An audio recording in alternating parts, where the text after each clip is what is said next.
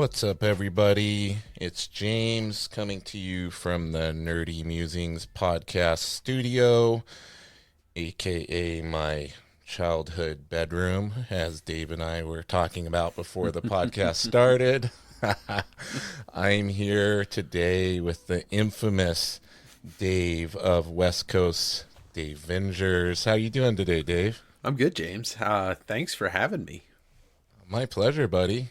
Yeah, as soon as I knew I was starting this podcast off, I wanted to make sure I had you on here. Well, it's We much obviously, appreciated. judging by the artwork in your background, we have similar tastes. Yes, we The do. Todd Father. The Todd Father, and I see some Jack Kirby there over your shoulder, too. Yeah, and some Bernie Yep, I got Wrights. some Jack Kirby on my monitor over here. Nice. Classic stuff. There's some Nice. Kirby Crackle in there. Can't go wrong with the king. I'm telling you, man, I'm going to be doing a dedicated episode to the King here. Not too long from now. Hopefully, I'm actually, if they're able to coordinate their schedule, I'm going to have the guys from the Jacked Kirby podcast on here. So Nice. that's going to be pretty cool because I know they're pretty much experts on all things Kirby. So They are. I want to make sure make sure I get them on here. I'm sure it'll be a good time. But I wanted to talk to you a little bit about how you got into comics. Like, are comics something you were into ever since you were a little kid, or was it something you stumbled upon as a preteen teenager? What was the beginning of your comic book journey? It goes so far back. I actually don't have a specific memory of how it started. It must be Okay. like before I was even 5 years old, maybe. Right. I can remember. I can remember my parents bringing me back a Norwegian or a Finnish Batman Detective 600 Oh, wow. comic, and I couldn't. My dad had classic comics. My brother collected Green Lantern. So comics were never not part of my life. They were always That's part of my amazing. life. Let's get away That's from the double amazing. negatives. Yeah. Yeah. So you would kind of attribute your parents to kind of starting that journey, then bringing that to you. Was your dad into comics or your mom? Oh, yeah. Like, did they kind of? Okay, that's really cool. Yeah, my dad was into comics as a kid, and he kept his. It's funny, he kept his the classic comics collection, which ended up not being worth much. But Yeah. he told me he had all of Superman and Batman books when he was a kid, and I recently Yeah. asked my mom, and she never picked up a comic when she was a kid, Right. which for people that grew up in the 50s and late 40s 50s, women weren't going to read comics. That just Yeah, wasn't, yeah. it just wasn't a thing, or rarely. Right. But You yeah, hear all the horror stories about moms using the comic books as coasters for the drinks and things too. yeah, I know my dad, he was a big reason I got into comics. He would tell me about he would encourage me to, hey, you should look at these, you see a spinner rack somewhere, or something up at a Circle K or a 7-Eleven, and I liked those when I was a kid, and so that kind of got me into it. And then he has a horror story from when he was little, because same thing like your dad. He said he had all the old Superman and Batman, and when they moved from California to Washington State, they left everything in a storage shed, including his pretty vast comic book collection that he had accumulated. And his mom always hated his comics and did not like that he was into comics. And it's actually how my dad taught himself to read. He was the oldest of 8 kids, and he actually really helped him learn how to read and everything when he was younger was through comics. So he just loved his comic collection, and when they went back to California to grab that stuff, it had mysteriously vanished, and years later found out it was because mom threw them away. I, I'll I'll give, you hear a lot of stories like that. You hear stories that, Yeah. oh, parents didn't let me read comics, or, parents got me comics to encourage reading. My mom Right. was a teacher. And I will say this, there was never any point in my life that I can remember where my parents were like, no, you can't buy any more comics. You can't have these. Like, Yeah. they probably also realized, like, why? But they never stopped me from listening to certain music. They never stopped me from watching movies. So, Yeah. And I think our generation may be a little different than that generation before, yeah. It's comics, with all the stigma that was around them, with the whole thing with they're going to cause your children to be evil and Yeah. and all of this, just like, video games nowadays, people say the same thing about them. But Well, we I think faced we're a little it. we faced it, and I think we're a little bit more evolved now. And we were talking the other day about how just kind of being a quote unquote nerd is like a cool thing now. Yeah. There's no, everybody's kind of saying, like, people are posing as nerds who aren't even really nerds because it's a cool thing to say. It's been happening for a while now. As soon as Urban Outfitters started selling, and Hot Topic started selling the shirts that, although I will give them, like, that's cool, but then it gave everybody the opportunity to be like, I'm a nerd. Look, I have a Spider-Man shirt. And I'm like, yeah. Anyway, It's like back in the day, all the people who were into MMA had the Affliction T-shirts. That's right. That's and right. that was like, oh, I'm an MMA fan. I mean, yeah. all niche groups that become popular eventually have that train that everybody wants to hop on to be the cool person. Okay, that's fine. It doesn't affect me. Yeah, it doesn't affect me. No, and if it continues to bring more of it into the mainstream, and I mean, us as the real OG nerds really benefit from it in the end. Yeah, we get movies, we get access to, like I was just saying, I can go and buy any version of the Spider-Man 1 McFarlane t-shirt from so many places, because now it's cool to have that. And I'm like, well, yeah, I got made fun of for wearing stuff like that. In school. I was just looking at a photo album on Mother's Day. I was posting some embarrassing photos of my mom, and I came across a photo of me wearing I didn't look too hard at it, but it looked like a Mark Silvestri Wolverine shirt from, oh, sweet. It was probably like 1991 or whatever. And I just remember, like, I used to wear tons of superhero shirts based off my favorite artists, Silvestri, McFarlane, Lee, Larson. And I get made fun of. People would be like, I'm wearing that stupid shirt, Yep. Now, I noticed there you specified wearing stuff from your favorite artists. So are you somebody who's always been drawn to the art of the comics and then story kind of a little bit second? Or like, did you get comics for the pictures, or were you looking more to, I don't care what the art looks like, I want to dig into the story? It started with the artists. It definitely did, like, as a kid. And it wasn't until my friend had handed me, like, the first Sandman graphic novel, a Sin City hardcover, Watchmen, like, the meat of the storytelling writers of the 80s. Yeah. I was about, like, 18, 19, and he's like, you got to read some of this stuff. He handed me Mouse. I read Mouse for the first time. Okay. And, like, that broke me. Like, that stuff went from, I love, like, I still love these artists. Yeah. But we all know that Todd and Mark Silvestri, they're not, like, these amazing storytellers. Whereas, they're not known as, Right. And so a guy like Neil Gaiman opened up my world to what comics could be if I expand my palette. So it just expanded. I didn't say, screw this shit. Can I curse on this? Yeah, absolutely. Yeah. So, like, I wasn't like, screw these guys, the Image guys. It was like, this is the other end of the spectrum. Right. But originally, I was just drawn to Jim Lee, Todd McFarlane, obviously, Eric Larson, Silvestri. I didn't have an appreciation for a guy like Bill Sienkiewicz when I was younger. I thought some of it was cool and it was weird.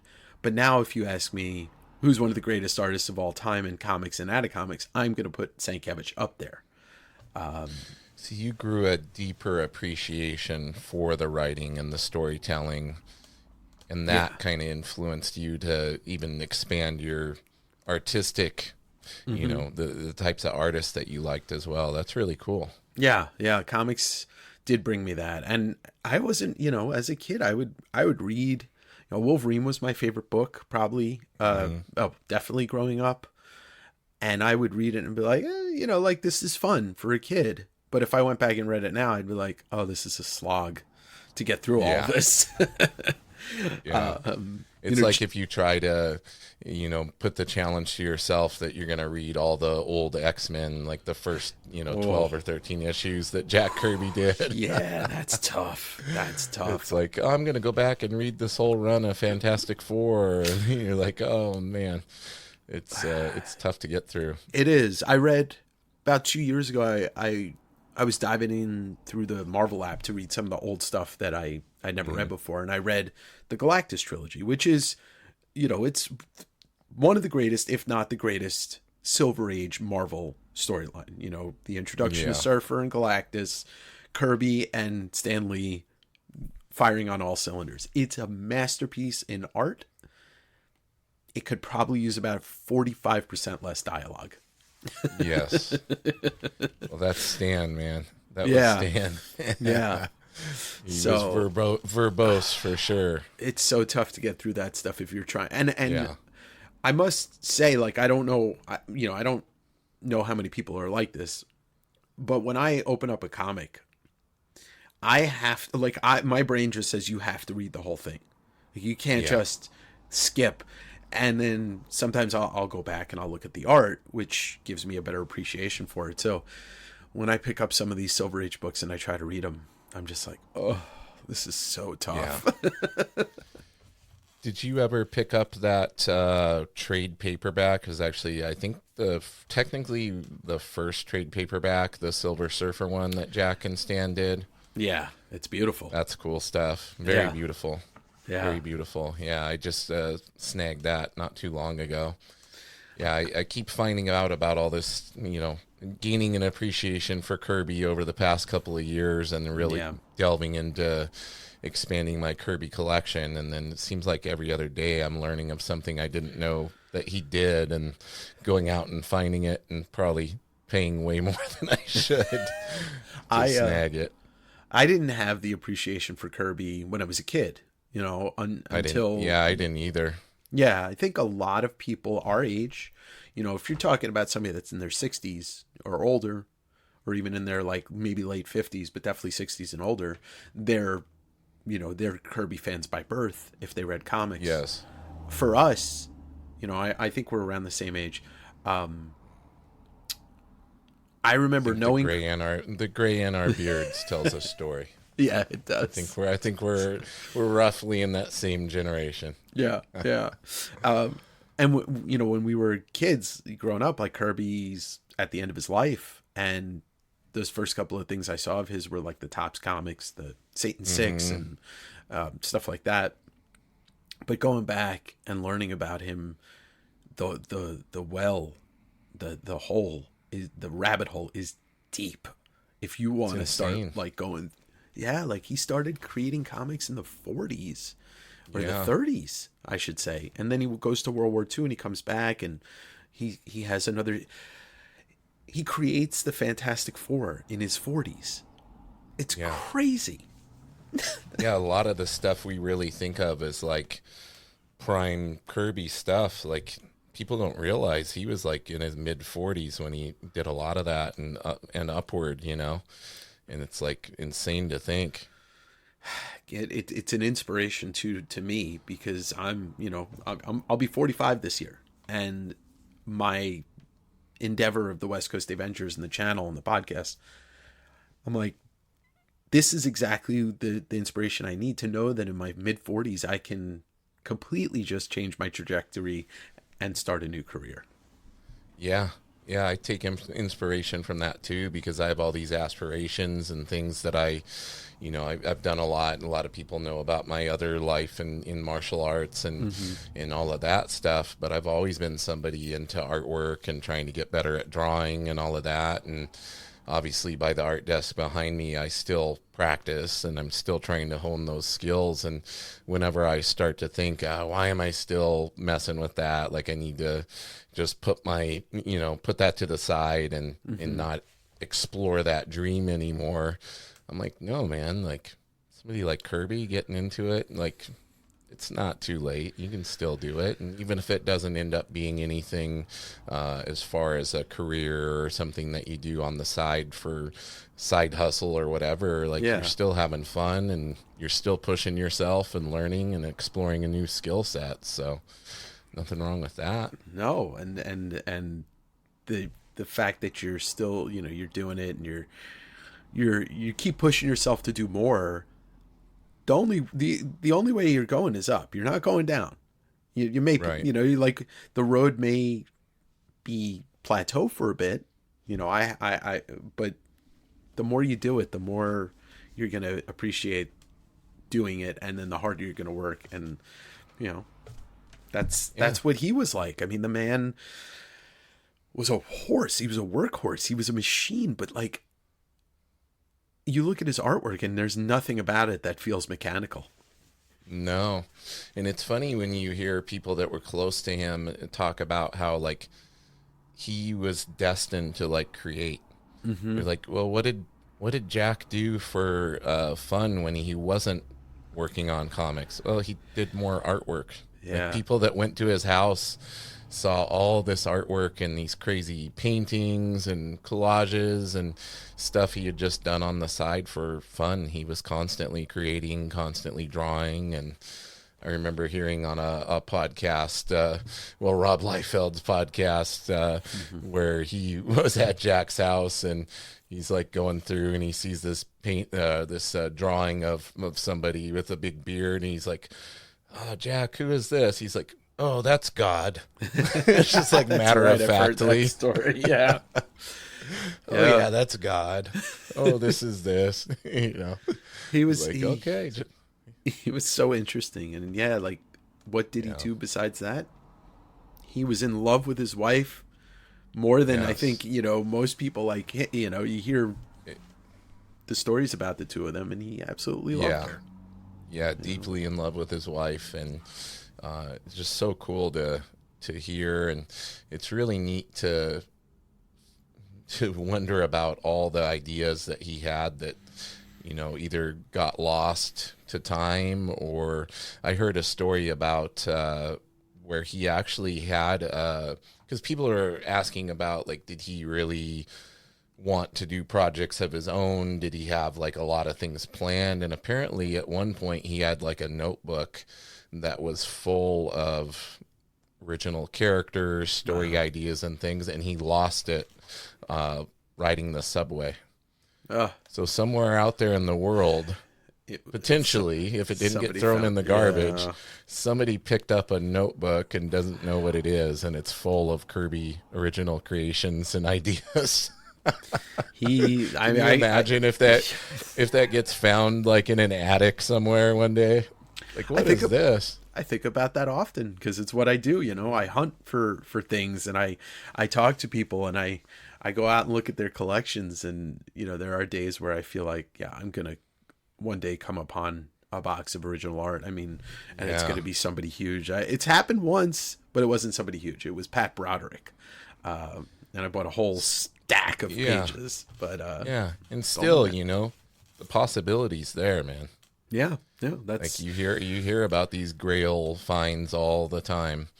I remember seeing a channel, and the guy was just helping a guy with his collection. It was an older gentleman, and it was actually Lunch Money Comics. I was just gonna say it was Mike. I love that guy's channel. It was Mike, and he literally saw that first appearance of Wolverine and kind of stopped his heart for a second. And the thing I love the most about Mike and his channel is just his honesty, because he told him right away. He goes, "This is worth a lot of money." The guy was like, "Oh, I I probably would have given that to you for $50 or what. I mean, it's one of the reasons why I kind of operate the way I do, so that people, this point I can be like, look, I have a YouTube channel. You can see, I had somebody that met up with me recently that's like, oh, I looked at your page, and I hit them up and I said, I looked at your page. I realized you're a real person. And that's why I was like, come and look at the collection. So that's awesome, man. Honesty usually wins. Yes, it does. Yes, it does. Sadly, that's kind of getting lost here and there in these times. But I definitely agree with you. Didn't you just go up to, was it Bellingham? Did you get a collection up in Bellingham recently or something? I was up in Bellingham to go to the comics place, which is the store up there. Yeah, but I bought. Maybe it was it Gig Harbor? You went somewhere recently. I see your brain being racked right now. That tells me you're all over the place, dude. Well, I just went up to Vancouver for vacation to go to every comic store in Vancouver. Bellingham is on the way back, and I did go to Bellingham to pick up a partial collection for my friend Joe. He bought a collection. He took like the 50 books he wanted, and I got the rest. And it was like, nice. It was the best spec collection that I've ever seen, because it was all underground and indie stuff. Okay. Like, the person bought 3 copies of Usagi Yojimbo #1 and 3 copies of Daniel Klaus's 8-Ball #1 and stuff like that, and had like, it's still I still have it all kind of in boxes. Original first run hardcovers of Usagi Yojimbo. Each one is signed and sketched and numbered by Stan Sakai. It's like, cow. Yeah, nobody has a collection like that. It's all X-Men #1s and Todd Spider-Man #1s and Spawn #1s. But nobody goes and specs on like the greatest indie and underground cartoonists. Yeah. Yeah, and all that stuff is in the realm of possibility for upcoming projects, because a lot of that stuff has been picked up by movie studios and stuff. Like a lot of stuff when Iron Man came out and everything, and everybody saw kind of the trajectory of, hey, these comic book movies can be very successful and make these movie studios a bunch of money. Like, they grabbed a lot of probably pretty obscure properties and things just to have them just in case. Yeah, I've like heard case in point, like, I mean, Evangeline got picked up. Yeah, like they're working on a movie for that. That wouldn't be something that I ever thought. No. If you asked me back when that was first coming out, like, I wouldn't guess that the studio would pick that up. Yeah, Let especially. Alone, go ahead. No, especially with like, it's like Liefeld's he's created some great characters. He's created some, like Youngblood, can definitely be, you would think that would happen way before Evangeline. It's kind of weird that that's getting more pushed than Spawn is right now. Yeah. Again, I didn't have that on my bingo card. It's so strange. It's really strange, but it is.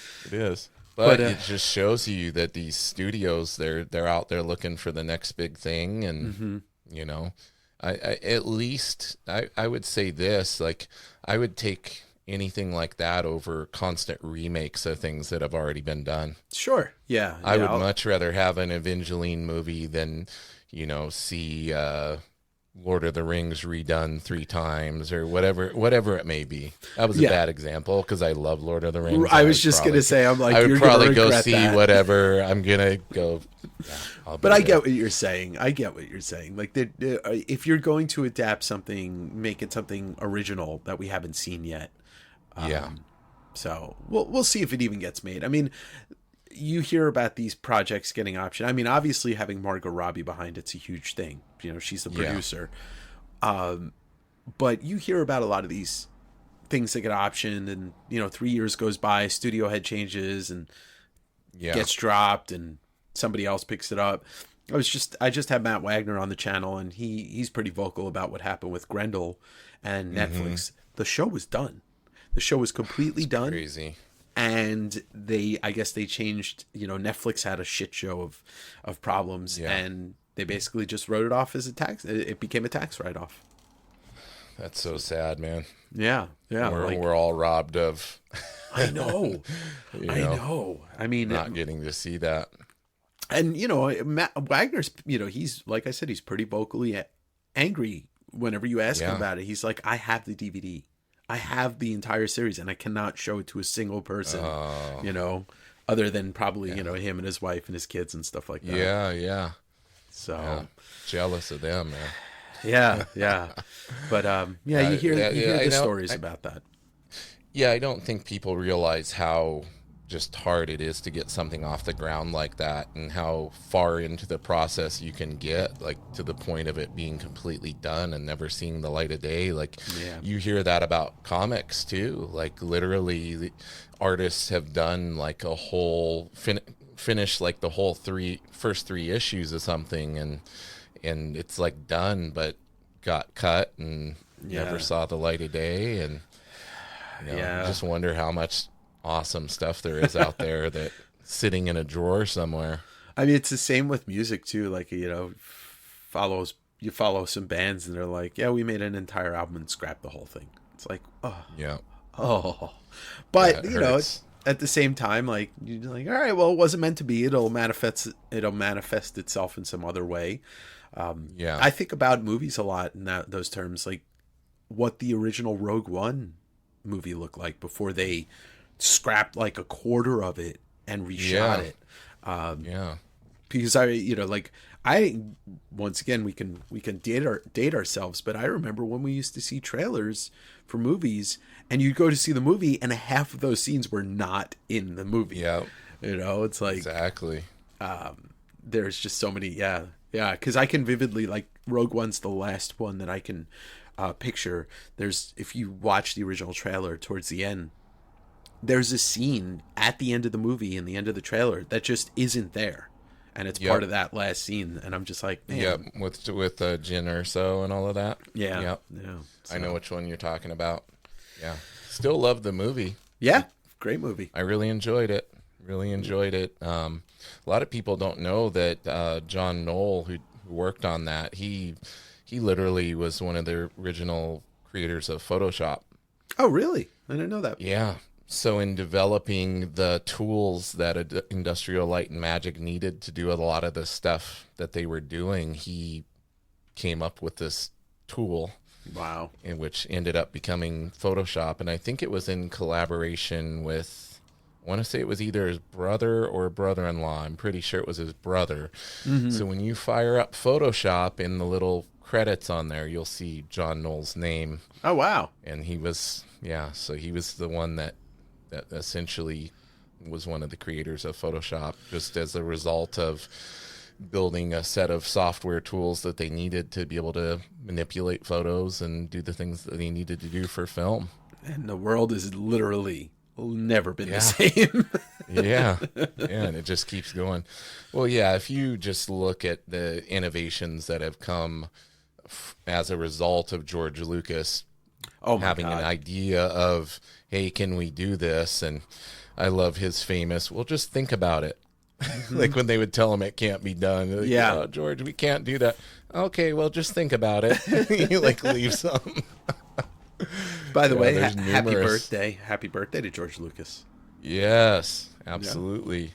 Yeah, amazing. Still one of my favorite clips is when they're filming that reporter going down the street and George Lucas walks behind him and goes into the building. And he looks right at the camera and just keeps walking. Yeah. So good. See ya. So good. Yeah, that's a great internet. That's one of the beautiful things about the internet. And then somebody puts, like, as soon as he walks into the frame, the Star Wars music kicks on. Yeah. So good. Now, are you, along with comics, are you a Star Wars guy too? Huge. I would say Star Wars, when it comes to movies, Star Wars is the most influential thing in my life. I mean, it may even be the most influential piece of art, or whatever you want to call it, in my life. I am a die-hard Star Wars fan, but I am not a hater. I am not a hater. I love it, bro. That's amazing. Me too. I was born the year the first one came out, so there you go. For me, that was always a very special bond that me and my mom had. or have, I should say. She loves Star Wars too, and my dad loves Star Wars. And I was in her belly when they saw the first one. I hadn't been born yet, and then I don't really have a memory of it, but she says I was in the theater with her when they saw Empire Strikes Back. So, and I think I was in the theater for Jedi. I have a very, very vivid, it could be a false memory, but I'm pretty sure that my parents confirmed that they took me to see Jedi in '83 when I was, barely 4. I do remember that one because my mom's a very talented seamstress, and she made me Luke's shirt from Return of the Jedi. Yeah. And I wore it when we went and saw it. So that's awesome. Pretty cool. I guess old school cosplay before cosplay was really a known term, probably. Yeah. I was Vader at some point in early Halloween. There's photos. Maybe I was like 6 or so. But yeah, nice. It's the bane of like, I don't know if I don't like Star Wars. I don't know if I become like this super nerd and get interested in all these things. And it definitely helped develop my wild imagination, which still exists to this day. Like my imagination sometimes, for better or for worse, knows no bounds. Right. Yeah, well, George was big into comics and everything. Yeah. Like he collected comic art too. Comic art, comics. I think he has a bunch of Frazetta paintings and he does. All sorts of amazing stuff. So, it's funny how everything is connected. So all it is. Yeah, and he's got that museum opening up in LA maybe next year or whatever, and a lot of that stuff's going to be on display. I'm pretty sure that actually I can't say for sure. His relationship with Spielberg, but the fact that Spielberg hired Steranko, or I don't know if it was Spielberg, but to work on Indiana. But yeah, that's comics influenced all of that generation. It just wasn't as popular for people to be like, like this is why I'm doing this. I'm sure the amount of Jack Kirby stuff that George Lucas looked at was, hefty. Yeah, I'm sure it inspired a lot. Yeah. I wanted to kind of switch gears for a moment and let everybody know, like, you're kind of doing this thing full time now with your show on YouTube, and you've got your other podcasts that you're doing. And like, for you, like, did you know when you started delving into this that it was going to be a possibility that you were going to be able to branch off and kind of make this your full-time thing? Or was it one of those, as Bob Ross would say, a happy accident? I wish I could say it was a happy accident. It was a pushback on everything in my life. I'll give you like a little brief leading up to. Yeah, absolutely. In 2019, I got a job in Portland. It was a dream job on paper. It was for the Comic Book Legal Defense Fund, which at the time was the biggest nonprofit in the comic industry. And I had 2 weeks to find a place to live, move, and then start working. And I had to work 3 major Comic Cons in a row: Emerald City, C2E2, and WonderCon. Needless to say, like, the job on paper was amazing. The job in person and with the people there was an absolute unmitigated fucking disaster. And my career in comics lasted about 3.5 months. And in that time, like, I had some experiences. I got to communicate, like, correspond with Kevin Eastman, Garth Ennis, like a bunch of artists that I realized. That's where I met Otley. And I had some really nice conversations with him. Yeah, COVID, he's awesome. Yeah. That ends. I go back to my old job. COVID hits. I start my event industry job ends effectively. Just, events just went right away. I started working for the post office as a mail carrier in Seattle during COVID. The U.S. government, I don't need to say too much. I'll just say this. No. Don't ever work for them if you can. Yeah. If you could never work, The post office effectively ruined my existence. I started going to garage sales and flea markets and getting back into like comics after that comic job ended, like, you know, I had to detox. I had to step away from comics. Yeah. Palate cleanser. Exactly. And so I go on this road trip with my buddy Dave. We call it the West Coast Davenger road trip because we are Daves. And Yes. I'm like, I think I want to like start going on YouTube and talking about the books. Because like having really good friend in Dave and a couple other friends in comics, they were always being like, Dave, you know so much about comics. Like it's kind of ridiculous how much you know like is in there. And I never thought about it. So I started doing the YouTube videos, you know, just kind of very raw, very, you know, like a B movie. And September of 2021 was my debut of my first video. Yeah. I'm like, you know what? I've been selling stuff my whole life. I've been an eBay account since '99. I worked in the sports memorabilia industry. I had like a autograph selling business when I was younger. I'm like, I can do this. Like, people are just sitting at home buying comics because there's nothing else to do during COVID for a lot of people. And I worked all through it.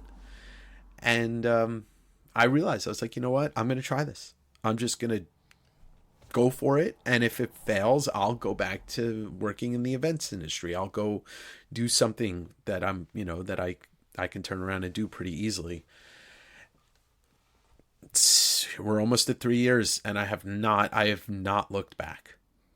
That's amazing. You know, it just keeps growing and growing. The YouTube show, I was like, I want to start interviewing people.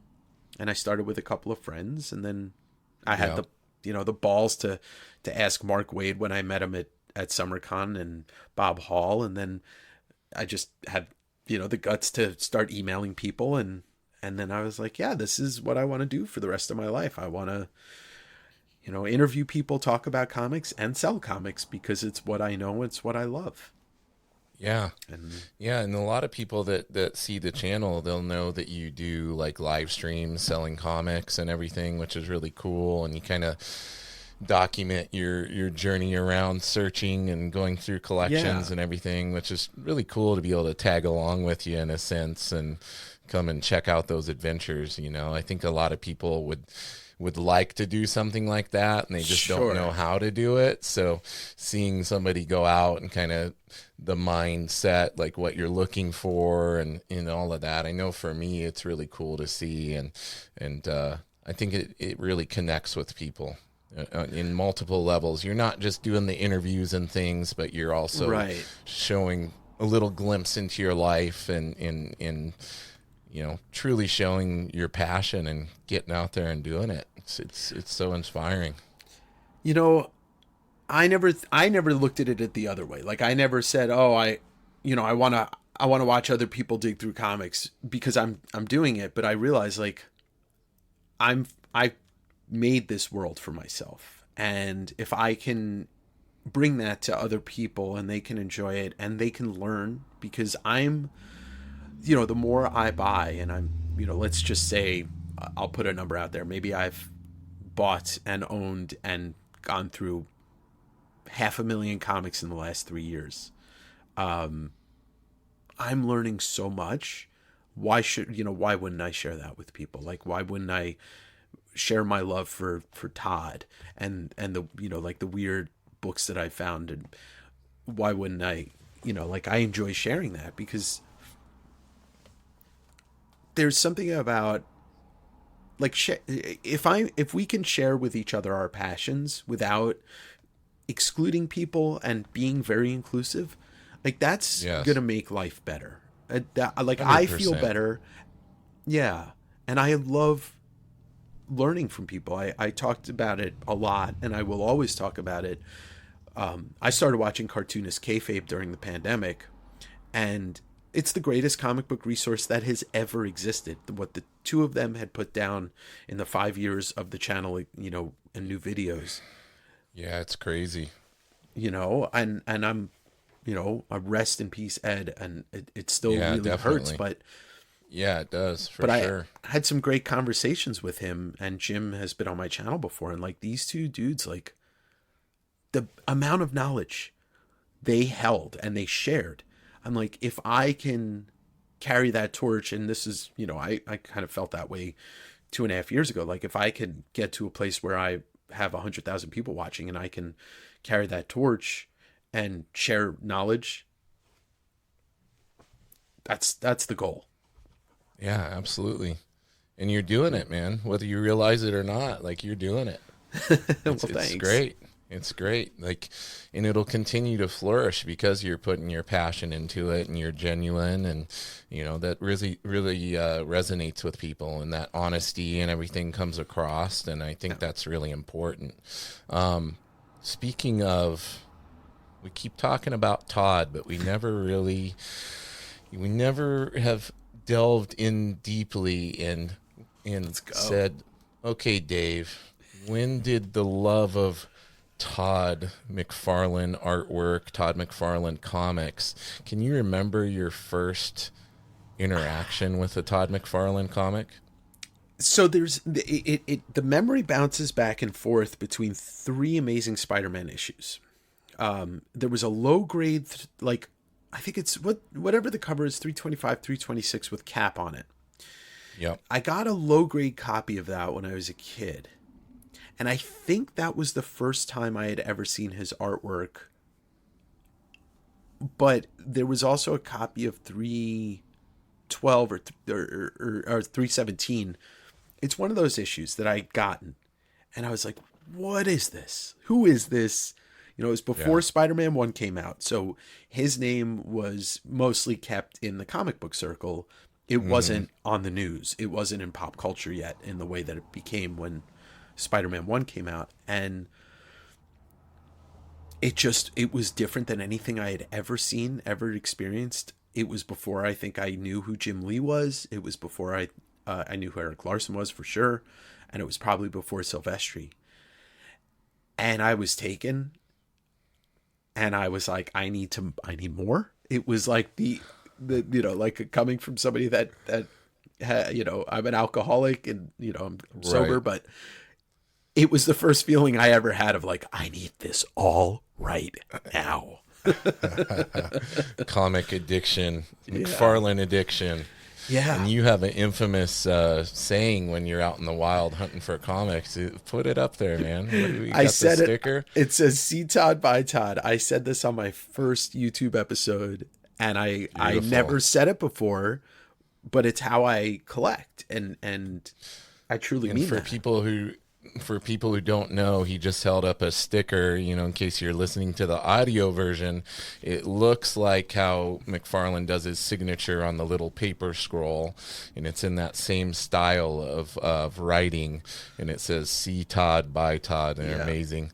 Do you have those stickers available for people to get from you? I do, yeah. Awesome. I usually sell them in batches of 3s, just to make it worth everybody's while, Yeah. But yeah, you can hit me up. And I have T-shirts and coffee mugs because I have a new merch shop that debuted at Davengers. Awesome, man. Yeah. Very cool. Yeah, Davengers just happened. That was cool. Yeah.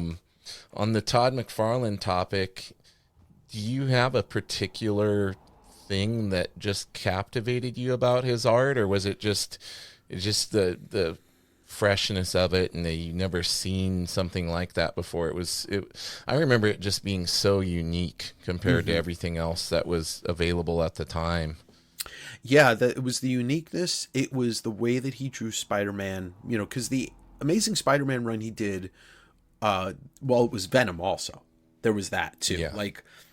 And that's the thing I struggle to remember. Was I aware of Venom before I had picked up that ASM? Did I see Venom?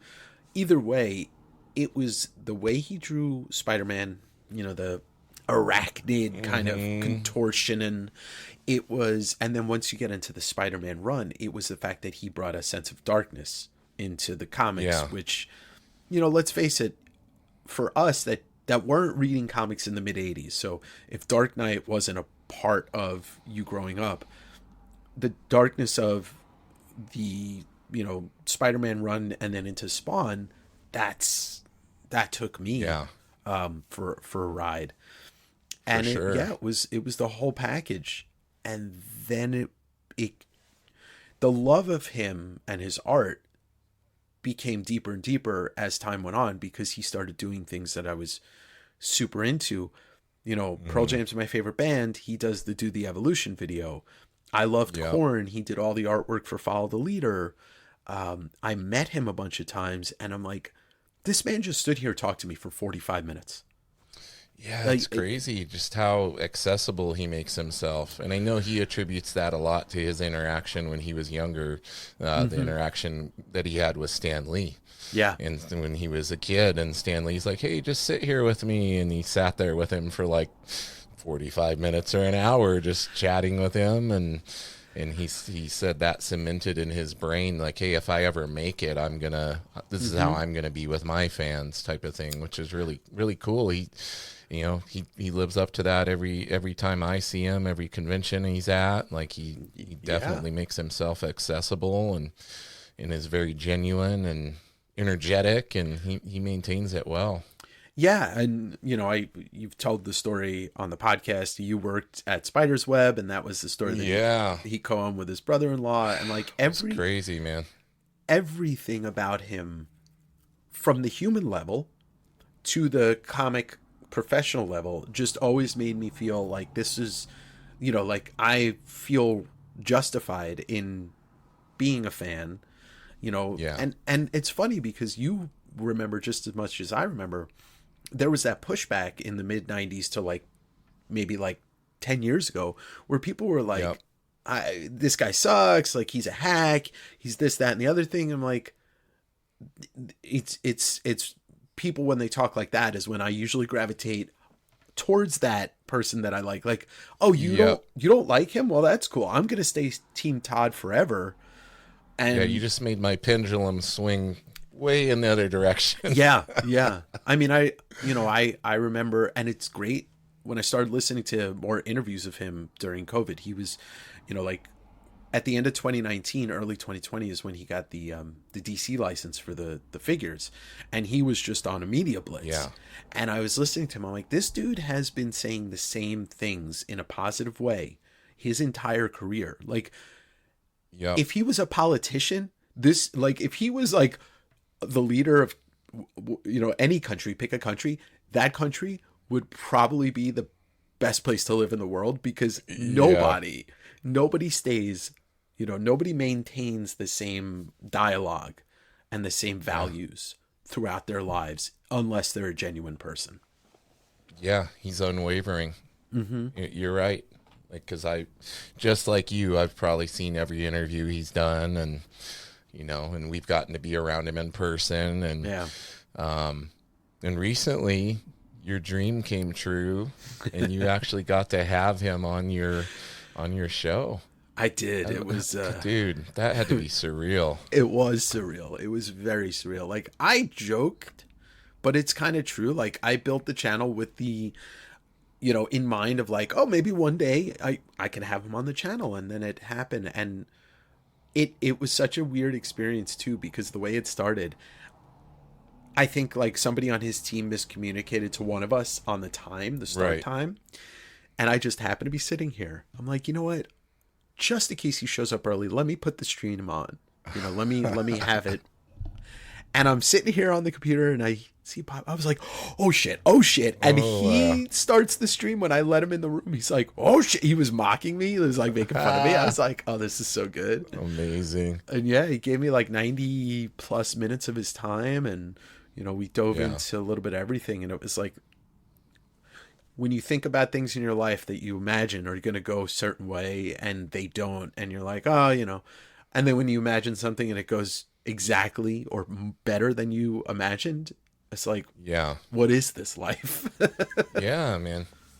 And when that old saying, never meet your heroes, but then you do, and it really is everything you imagine it could be and more. Like, I've had some experiences like that too, where it's like, wow, they're just every bit as genuine, every bit as much the person that they portray, the way they come across in interviews and everything else. They're like that in real life. And a lot of it goes back to what you said, just them maintaining the same values and things over the years and the same approach. And it's definitely admirable. I think we could all take a lesson in that is very, very important.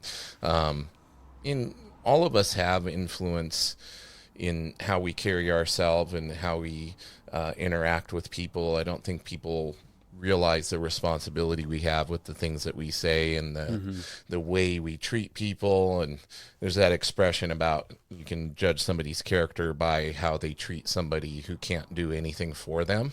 Yeah. And I think guys like Todd, and obviously you hear a lot of the same stories about Jack Kirby and Stan Lee and how they treated people that admired them. And it's just, it's a lot of responsibility, but I think it just comes down to try to be a good person. Try to treat others with kindness. It seems simple enough, but yeah, it's definitely a good example to take from. And when you had him on, did you obviously you probably had some specific things you wanted to touch on with him, and did he kind of take the conversation in a different direction than you were imagining? No, because it's Todd, man. So you never know. So he has his key points he likes to hit on. I did my research, and honestly, like, and I'll just say this in general, to your point, it's, treating people how you want to be treated is probably the best way to live your life. I'm a wild card, I'm a punk, but I still, like, at the bottom of who I am, I care deeply about people. With him, I knew that if I got him out of his comfort zone, that I was going to get the Todd that I wanted. And I think he realized, I don't know, but I think he realized early on that he was talking to somebody that knows, like I know Todd, like I know his career. So I was able to just ask him questions and get him to be very candid and open. He was calm because he was taking care of his dad, who had just like taken a really bad fall, was in the hospital. Right. And so I got the calm Todd, and because I knew what I wanted to ask and I knew him, I think he quickly realized, like, to just, you're talking to a comic book freak, and it was great. Like, the Spawn movie stuff that he talked about seemed to be a little bit different than what he had normally been saying. It was a little bit different for sure. Yeah, and catching him off guard with some of the original art that I had and some of the weird, like... Yeah, you had some obscure stuff, man. Yeah. Speaking of, when we finish this chain of thought, for the YouTube version of this, we're going to have some of Dave's original Todd art that we're going to take a peek at here. Yeah. And that was the thing, like, I don't know where it comes from in my brain. I think, my family, just my brother, my father, my mother, I don't know if, like, the word is studious, but we all like to learn. And so when I'm interviewing somebody, especially a guy like Todd or Eric Larson, I don't need to ask about the character's motivations. Like, that doesn't interest me. Nothing about that is interesting to me. I want to hear about where it comes from, the influences. And, with him, I was writing questions down 2 months before I even made contact with his PR person. Like, this is the most prepared I've ever gone into an interview. And, I got the Todd that's not the, when I go up there, bud, I go 50%, your dad, and 50%, asshole Todd, like, I knew that I wasn't going to push him in that direction. I was going to try and get him to just be like, hey, let's talk about comics. Let's talk about art and influences. He told that story about the Spawn 1 cover. I had never heard him tell that story before. Yeah, I hadn't either. That was really cool. Yeah. Now, be honest. How nervous were you initially? Ooh, so every interview, the cobwebs are like, I have to shake off the nervousness. But with him, it was 3 times as much. But as soon as as soon as I got that first answer from him, the first question I asked, I was fine. But if you watch the interview, I say something like, I was trying to say I was born in 1979, and I say, I'm 1979. I'm like, oh, you fucking idiot. You're like, oh no. Yeah. I'm sure as soon as you got that that back and forth going with him, the tension probably settled, and you look like it did not come off like you were as nervous as you probably felt. So I think it came across very, very much like you'd done 1,000 interviews with the Todd McFarlane level person. I know. I'm really proud of how that came out, and man, I can't wait to have him back on. I've made contact with, like talked about it, but I'm trying to wait until there's something that like he's got that's coming, because he's got so much coming out every day. But I'm like waiting for something that I'm super interested in, so like I can be like, all right, let's talk about this 2 weeks before it comes out, and then hopefully get another hour with him. Yeah. But yeah, so much Probably I didn't the talk movie. to him about. If something big breaks about the movie, that might be a good opportunity. Yeah, for sure. Yeah, I should. It's hard. It's hard though. The guy like that, man. I can't even imagine his day, like how busy he is, and so again, speaking to his character, the fact that he would jump on an interview for that long, that's so amazing. Yeah, he knows the power of promotion. Like I think, he obviously, his arms, he's got the figures, he's got the movies, got the entire, publishing of now what, like 7 books this year, or 8 or 12 books this year. And I, unfortunately, like as a fan, I think the quality of some of this stuff suffers because he's doing too much, and they are despite their output, they are a very small company. Yeah. And you can't help but get spread thin, especially when you care to the level that he does. Yeah. He is going to want to be involved as much as possible. And there's just no way to do that without spreading yourself a little thin. I know from my small world of experience that, Yes, sir. like I can't imagine, but somehow he keeps a very level-headed playing field for himself. But yeah, I shoot and edit everything I do. Everything. And I sell and I price and I grade everything. So I can't imagine when you care deeply about the stuff, it's hard to give any control over. Like I know I suffered from that in my business, and just when you realize there's some things you're going to have to delegate in order to be able to maintain the level you want to operate at. It's hard when you're somebody that likes to have that control over every aspect. It becomes necessary at a point, but it's very hard. It's very hard to do. So I can't imagine like what he goes through, but I'm just glad that we still have him. Yeah, lots of meetings, I'm sure. Yeah, probably in meetings like half of his day. Yeah, and so whenever I get that next interview with him, I still have to. I didn't get to talk to him about any of his music videos, which are a huge part. I mean, like I said, Pearl Jam's the biggest one, but Korn, he did Disturbed. The cover of Land of Confusion, and he just did the Ozzy video last year, and he's done a couple other things. So, and then there's my goals. Eventually, I'm gonna try and get him and Larson on a stream together, or him and Liefeld on a stream together. That'd be great. I don't see why I can't make it happen. It's just gonna take a little time. It's gonna take time and coordination, but you can definitely do it, buddy. I'm sure it's gonna happen. Well, let's see. What's hiding to the side of you there? Is that a giant portfolio full of some of your favorite Todd McFarlane original? Oh, well, man. I only have 2 Todd pieces. Don't strain yourself. It's heavy. I got to actually switch some of this stuff. But let's see if I can show it this way. If not, I'll take them out individually. All right. These are some ASM pages. So. Oh, I recognize that. The one that you're seeing over here is 306. No, 308. When Mary Jane gets kidnapped by who turns out to be the neighbor, and so Peter's trying to figure that out. And that was the first. That was the first page that I got. And then there's 307. If you could see that. Beautiful. With the chameleon. That's almost like a half splash there. Just a couple panels. Yeah.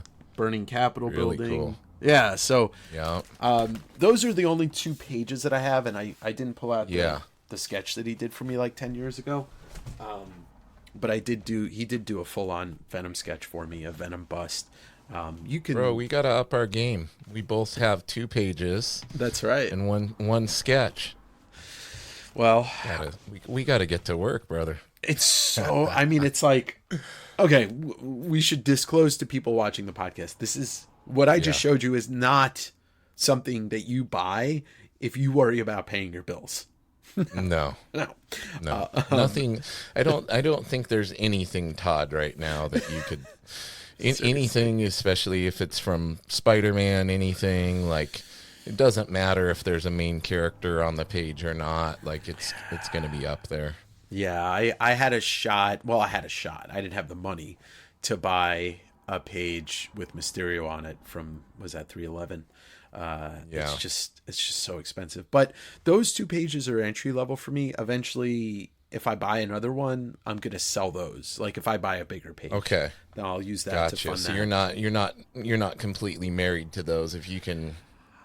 No, you can upgrade to something that'll mean even more to you. You will. You will part with those. What would be the key?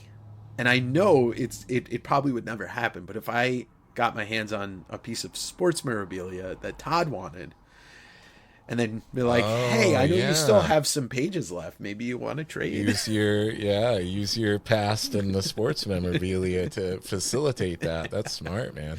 Yeah, that's smart. But, you're giving away all your secrets on here. Well, it'd have to be something crazy. Yeah, you know him. He's got that high end taste for his sports memorabilia for sure. It would have to be something pretty sick for him to go for that. But you never know. Yeah, that's true. You never know. But I'm always looking to buy more. It's just, it's a matter of like finding the right piece. I tried to buy. There was an auction that I took part in a couple of weeks ago, and they had two McFarlane pages. It's a page from Hulk 343, and it was a Infinity Inc. page. I can't remember the issue. And I bid on it, and it went out of hand. And I could have like gone more. And I realized like those pages don't really jump out at me, so I'm not gonna buy them just to own them. I'm looking for the right page, the right piece. Yeah, it's so hard to have that restraint too, but you have to come back to like, does this have a significant meaning to me as far as his career and the stuff that I was into? So for me, I would definitely want like something Spider-Man or something like that if I was looking like but man, at the end of the day, it's Todd, and we got to see Todd buy Todd. So you never know. We might get caught up in that bidding war and come out of there with something we weren't anticipating needing. The perfect page for me, if it's going to have Spider-Man on it, would either be something with Venom, so really only have like 4 issues to choose from, which that stuff's so expensive. Or if we're gonna dream, it would be that cover behind you. If we're really gonna dream. If money was not an object, with the kinked wrist, he always talked about kinking the wrist. But I would love to own a page from the Perception storyline, the one he did with Wolverine, because there's my two favorite Marvel characters in one book. If I could get a Spider-Man page with Wolverine on it, then boom, that's it. I would never need anything else except a Spawn page, which he won't give up anyway. Yeah, that would be insane. Same here. The Wolverine stuff, that would be something. Yeah, it would. Now, you just had Mr. Eric Larson on your show for the second time now, correct? Yeah. He enjoyed the first time so much you got him back. Yeah, I think so. Larson, awesome. Larson's a strange thing, because I mean he's a what's the word I'm looking for? He's a particular kind of guy. He is very much straightforward. Pulls no punches, very honest, and all he cares about is comics. Like, he does not want to take part in making shows, hardcovers. No. And I think he just enjoys talking to people that want to talk about comics. And he was on. And he's a huge Kirby guy too. Yeah. Like a huge Kirby fanatic, which is really cool. He has a vast knowledge. Oh yeah. And his original art collection is out of hand. I've heard. He owns several full issues. I think he said he owns an issue of Mr. Miracle, and he owns several full Kirby issues, like full. Holy cow! Yeah, and I didn't know that growing up. And then as I got older and I started to hear him talk, and then I'd look at his work, I'm like, oh yeah, he really is like so He inspired by does the Kirby. Kirby. He does the Kirby fist, man. Yes, he He does does. the Kirby hands for sure. Yeah. Yeah, and he'll even do like that line through the leg sometimes in some of his stuff. And yeah, I was the same way as you. I didn't really know that he was that into Kirby until later on. And then when you go back to his work with that in your brain and you're looking, you're like, It makes oh, there's all sense. sorts of Kirbyisms Yeah. in this artwork. So I had him back for Con. That was the second interview, and I'm gonna reach out to him towards the end of the year, whenever that Savage Dragon Vault edition comes out, and try and get him on so we can do a flip through and he could talk about the art. But yeah, Yeah. he's a fun guy to talk to. Like I said, honest and just super knowledgeable and super awesome that he is still doing Savage Dragon. Like Yeah. I'll fully admit, like I didn't keep up with Savage Dragon. I bought a Yeah, couple, me either. but I bought a collection last year that was like more than half the run, and so I flipped through, and it's interesting because like his books are standalone stories a lot of times, Yeah. and the back matter, the letters column, the Savage Dragon funnies, it's some of the best stuff I've ever seen in comics. Like it is what comics. He makes a comic of what he wants a comic to be like, which reflects silver and golden age kind of, page to page. Everything's used. There's something on every page. Yeah. Yeah. Yeah, it's really cool to see, and just kind of how it's refreshing how he just kind of does what he wants. Like he It does is. what inspires him, and he stayed on that book, and he's maintained his focus on, like he said, I don't want to see somebody else's version of Savage Dragon. Like I would Yeah. be too busy thinking that's not how he talks, that's not how he would act. Yeah, and it's really Yeah. nice to see, like, he doesn't seem like a flashy guy at all. He lives in San Francisco.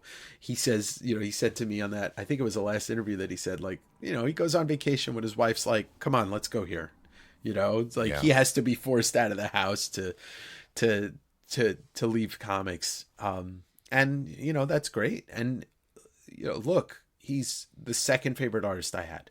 It was, Yeah. I found Todd leaves, Eric takes over for Amazing Spider-Man. Todd leaves Spider-Man, Eric takes over for Spider-Man. Yep. This is somebody that I was looking at a young age, and I always appreciated how he was different than Todd. It was dynamic as Yeah. hell, but he was different. Yes. And his like arguably his stuff that he did on Spider-Man after Todd left is some of his best work. I think some of Eric's best work. Sure. Like he did that when there like a Sinister Six kind of storyline in that. And it was Yeah. like his version of the Vulture and stuff was so cool and just amazing stuff. Like he did. It's not like one of those situations where your favorite artist leaves a book and then you're like, oh man, and you Yeah. stop. It was like when he got on there, like he kept it. He pretty much kept it at an 11. Like it wasn't the same as Todd, but it stayed exciting and it kept you hooked. And it's funny because I see, Todd's influence is, it's legendary. But I see Eric as almost being as influential, maybe even more, because the story that everybody thought was the Spaghetti Webs goes from Michael Golden right to Todd McFarlane. But no, it stops in the middle with Eric Larson on his fill-in issue. Yep. But if you look at like Umberto Ramos's Spider-Man, you look at Otley's Spider-Man, I see more Larson in there than I see Todd. Yeah, I could see that. Yeah. I could definitely see that. So Yeah, and another huge like thing that people don't realize often is Todd never drew Venom with the giant tongue. that's right. That's right. That was all Like Larson. Eric, like one of my favorite Larson covers is that Venom cover where he's got all the green Yeah. drool and 346. everything and the teeth, and it's Yep. dude, 346 amazing and stuff. 347 are the best Venom. Like, all due respect to 316, but 346 and 347, in my humble opinion, are better Venom Yeah. covers. I this went is into a comic shop. piece. Oh yeah, no, definitely. I went into a comic shop here not too long ago, and I was digging through the back issues that they had just gotten in, and I was going through the Amazing Spider-Man stuff, and I came across like all of those issues of Larson's run on there, and they were like reasonably priced, like just in good condition, but they were all autographed. And it was from somebody's collection that they had put in there, and they weren't asking like, I mean, they were very fair prices. I got 20 issues all autographed by him of his Amazing Spider-Man stuff. It was so cool. Oh, that's awesome. Yeah, like, dude, that's great. You know these are autographed, right? And he had even written on the price tag that it was autographed. And I'm like, I wasn't going to argue with him that he should be charging more. I was like, all right, dude, if you're comfortable with this, I'm gonna buy all of them. So it was really neat. He's one of the nice guys. He'll sign everything, and we're lucky. Yeah. The area that we live in the country, that like a lot of these guys are from here. A lot of these guys came through, did a lot of signings. Obviously, there's more Todd autograph books floating around Washington than probably anywhere else in the country. Definitely. But lots of Todd stuff. Yeah, and then I find weird signed stuff that wasn't even marked as signed a lot. I even found a Jack Kirby autograph in a Comic-Con program last year in San Francisco. Wow. Got to open up your comics, especially when they're Kirby. Yeah, you got to open them up. A lot of people don't know that with the older, the older generation of comic creators. They wouldn't sign on the cover. That wasn't a common thing. You got to look on the inside. You got to look on that first page. Yeah, a lot of people, when they started doing that, they found some nice little surprises in there. Yeah, you might be able to find a Stan Lee and Jack Kirby signed book if you just open it up. Yep. Just make sure. Don't just throw that back issue to the side. Open it up, buddy. That's right. But nice pickup on getting all this. I'm proud of you. Oh, yeah. Thank you, buddy. Well, listen, I don't want to keep you on here too long. I know you're also a busy guy, but I wanted to ask you, like, what's coming up for West Coast Davengers? You got anything in the works that you want to talk about and tease a little bit? Sure, I know you always got something in the works. I always do. So whenever this drops, the 2-parter of my Canada road trip will be on the YouTube channel, where I hit, I think it was like 9-10 shops overall. So if you're into like kind of like the travel vlog and also comics, then it's for you. And with that, is that up in all of that done up in Vancouver? All of it was in Vancouver's, the suburbs of Vancouver, and then my final stop was at Comics Place in Bellingham. Nice. I wouldn't have. I guess I wouldn't have imagined that there was that many. I don't know why I have this impression, but I wouldn't have thought there would be that many comic book shops to hit up there in Canada. That's really cool. Yeah, I even missed a couple, so there's more that I didn't get to go to because I spend like 2 hours at each shop. So that is that's coming up, and I've got some more. Like YouTube drops every Sunday. Plus, I'm gonna be adding more bonus episodes. Direct Edition, that's a podcast that kind of goes between me doing just kind of solo episodes and then putting interviews on there, working to get a couple of music guests on there because it's a little bit more than just comics. So nice. That's super important to me. I'm growing that podcast. Low key goal is eventually have guys like Eddie Vedder, Trent Reznor on my podcast. Low key. There you go. Speak it into existence. Exactly. There you go. Put it out there. I will be, June 21st, 22nd, 23rd, I'll be doing a massive table at SummerCon here in Washington, Puyallup. Oh, sweet. I'll get to see you down there. Yeah, I'm doing it. Yeah, 10 by 20. Otley hit me up and he goes, I know you live in this area. Are you going to be at this? I was like, dude, I didn't know you were coming. I'll be there for sure, man. I'm really stoked to see him. Yeah, they've really stepped it up for this one. There's all sorts of crazy guests. Yeah. Looks like it's going to be really cool. Yeah, so I'll be there. You can buy comics from me in person if you're in the Washington area. Well, you're gonna be there, so that's the main reason to go, dude. Got to get down there and buy some comics from you. There you go. I'll give you some. You gonna be bringing some Kirby stuff for me? Oh yeah, there'll be plenty of Kirby stuff. Todd stuff. Todd Kirby. Okay, you're speaking my language. It'll be the biggest size table that I've ever done at a convention. It's a 10 by 20. So I'm going to have a massive amount of books there. Other than that, every 2 weeks now I do my live sale on YouTube, and it's usually 4 to 5 hours. I'm already starting to plan next year's Davengers Con, so nice. That'll be a lot of fun. Maybe we can do like a live podcast from Davengers Con. Dude, I would love to. I'd be honored. That would be great. Yeah, because let's do it, man. You're just getting it started. By the time we're this time next year, you're gonna have all these guests, and I'm gonna be like, man, I was on his podcast. I have some aspirations too, man. I actually have some pretty big guests already lined up. I've got oddly enough, through my connections in the jiu-jitsu world, a lot of these art guys. Heard you talk a lot about of these art guys do jiu-jitsu. Yeah, it's surprising to me, and if they don't do jiu-jitsu, like their kids do, so like. Randomly I'll get messages or a like on my story or something, and I'll see it's like an artist I follow. I'm like, wait a second. I love that. I'm actually going to be having Anthony Francisco on here. He created Baby Groot. So he nice. did he worked for Marvel for a long time doing the concept art for the movies. So he's like worked on Guardians and Captain Marvel and a lot of that stuff. So he's going to be on, and a bunch of other people that I can't talk about yet because it's not fully confirmed. Sure. But yeah, very exciting. And of course, I'm going to speak it into existence. I got to get Todd on here. Yeah, man. you do. That's definitely a goal, especially being that I had that connection there where I worked at the shop that he co-owned, and I got to hang out with him there and stuff. I know he will not recognize me or remember any of that, but I would still love to have him on and talk about all that stuff. So speaking it out there right now to the Todd father. It'll happen.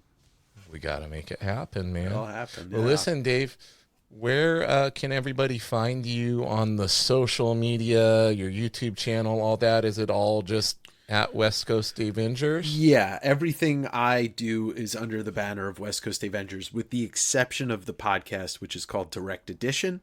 Okay. I have link trees, but I am also, the other thing I forgot to mention, working on a website that'll have, kind of like all roads meet here. But you can find me on YouTube as West Coast Avengers. You can find me on Instagram as West Coast Avengers. Direct Edition is available on Spotify, Apple, YouTube, a couple other places. I'm probably going to pick your brain about some podcasting stuff when we're off. But yeah, and I'm gonna include all this in the show notes and in the YouTube link. Put links in the YouTube description for everybody as well. But I just want to thank you for taking the time out of your day to hang out with me for a little bit. And I'm already having that feeling that there was so much more we could have talked about. So I definitely want to do this with you again one day. If you would come back on, I would love to have you. Yeah. Yeah, it was awesome, man. I'm so glad that we got to meet this year, and thanks for having me on. Me too. And we'll keep talking and keep todding. My pleasure, buddy. That's the new sticker. Keep todding. Keep todding. Hey, I don't know what your dance moves are like, but I'm gonna hit this outro and we'll see what you're working with, Dave. You ready? I'm gonna hit it in 3, 2, 1. Here it goes. Oh my God. Oh, you're the second person to break out that move. I don't know what I'm doing. You're vibing, dude. I'm pretty much limited to raising the roof. Yeah. I broke out voguing with Will Robson. We did the voguing. That was the thing. Yeah. What else? We got YMCA.